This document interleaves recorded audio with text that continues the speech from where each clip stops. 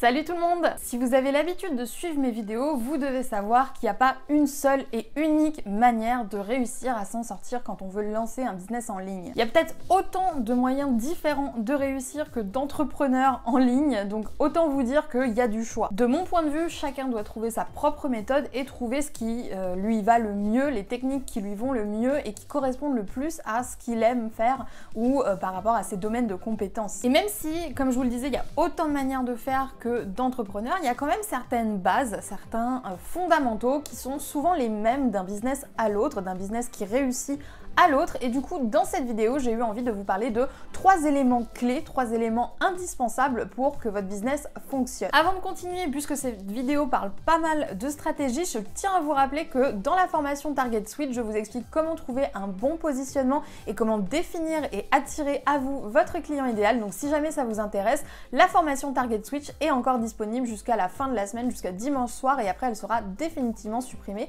Donc mieux vaut ne pas trop attendre si jamais elle vous intéresse. Et moi du coup, je passe tout de suite à mes 3 conseils.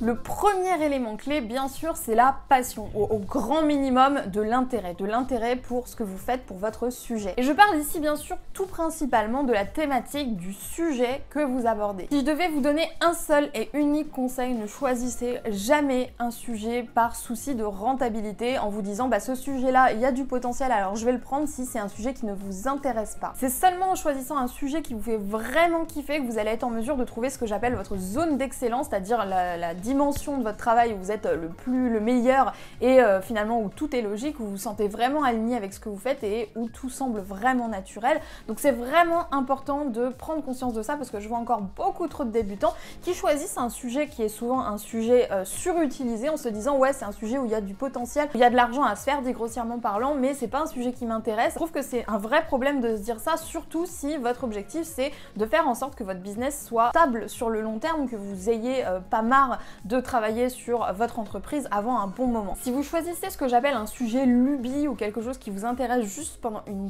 courte période donnée, je pense qu'à un moment donné ou à un autre, vous serez comme bloqué à une sorte de plafond de verre où vous n'arriverez plus à développer vos résultats, que ce soit vos résultats financiers ou même votre audience, et c'est à ce moment-là que le choix du sujet que vous avez fait montrera ses limites. C'est pour ça que je trouve ça essentiel de choisir un sujet qui vous passionne si c'est possible, et dans le minimum du minimum des cas, est un sujet qui vous intéresse et qui, d'après vous, devrait vous intéresser sur le long terme et pas juste pendant une courte période donnée. Si vous voulez ne mettre aucune limite à vos ambitions, je vous conseille vraiment de réfléchir à quel est le genre de sujet qui peut vous faire vraiment vibrer, qui peut vraiment vous intéresser, parce que non seulement vous allez tenir sur la durée, vous allez continuer à rester motivé sur votre projet, mais en plus de ça, de manière générale, ça va vous rendre beaucoup plus efficace, beaucoup plus productif et beaucoup plus concentré sur votre travail si vous faites quelque chose que vous aimez sincèrement et profondément et qui n'est pas juste un truc qui vous plaît sur 2-3 jours et après vous passez à autre chose quoi. Je sais que c'est difficile à trouver parfois pour certains d'entre nous parce qu'on a plein de sujets différents qui nous intéressent. Aussi, si jamais ça vous intéresse et que vous voulez aller plus loin et faire des recherches sur quel sujet pourrait vous aider ou non, j'en profite pour vous rappeler qu'il y a un atelier gratuit disponible sur le blog, un atelier gratuit de 7 jours où je vous aide justement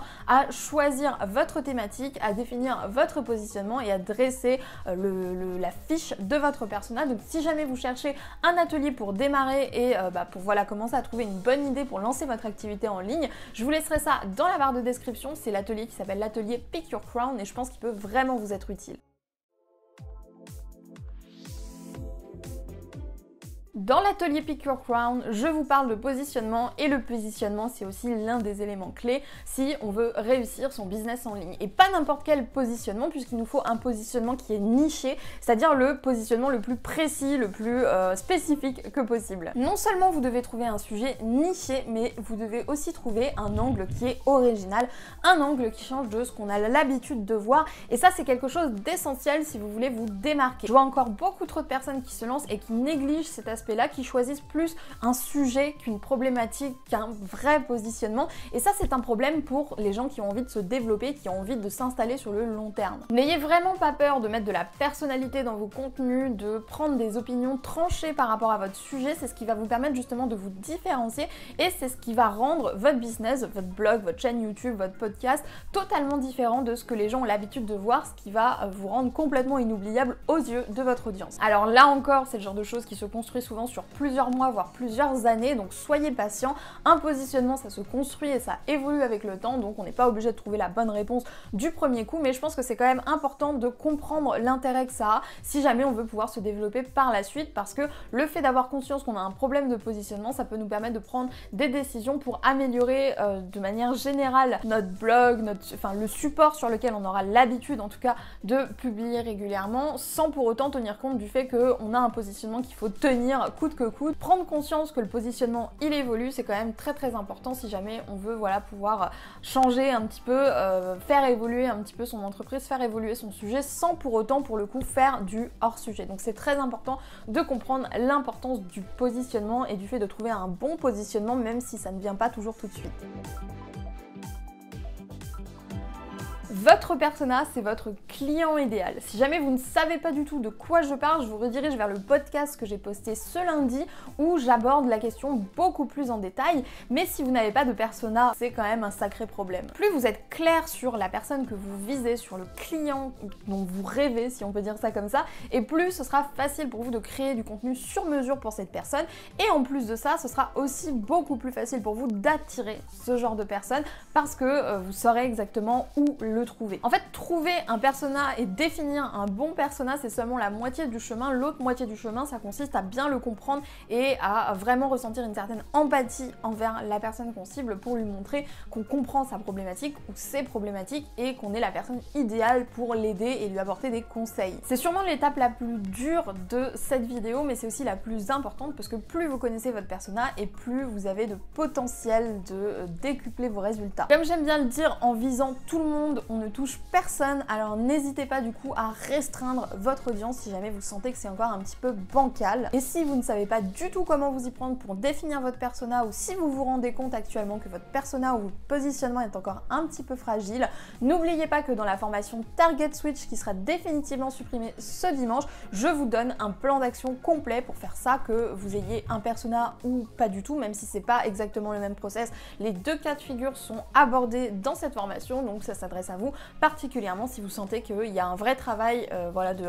remaniement stratégique à faire par rapport à votre positionnement et par rapport surtout à votre client cible dans la formation Target Switch qui sera définitivement supprimée dimanche soir. Donc si ça vous intéresse, je vous invite à cliquer sur le lien dans la barre de description avant qu'il ne soit trop tard et que la formation ne soit plus du tout disponible. Je sais que ces 3 points peuvent paraître basiques pour ceux d'entre vous qui sont un petit peu plus avancés, mais je vous assure que ce sont vraiment les points les plus importants à respecter quand on lance son activité en ligne. C'est vraiment les fondamentaux. Pour tout le reste, vous pouvez faire ce que vous voulez, vous passer de méthode, faire comme vous le sentez, mais je pense très sincèrement que les 3 éléments que j'ai cités dans cette vidéo sont vraiment les fondamentaux, les choses les plus importantes et les seuls points communs, entre guillemets, si je peux dire ça comme ça, qu'on doit respecter quel que soit le business qu'on est en train de développer. Si vous pensez avoir commis une erreur là-dedans, n'hésitez pas à me faire signe dans les commentaires et à me dire à quel niveau vous pensez vous êtes trompé et de quelle manière. Ça m'intéresse d'avoir votre expérience et votre retour à ce sujet. Moi j'espère sincèrement que cette vidéo vous aura plu.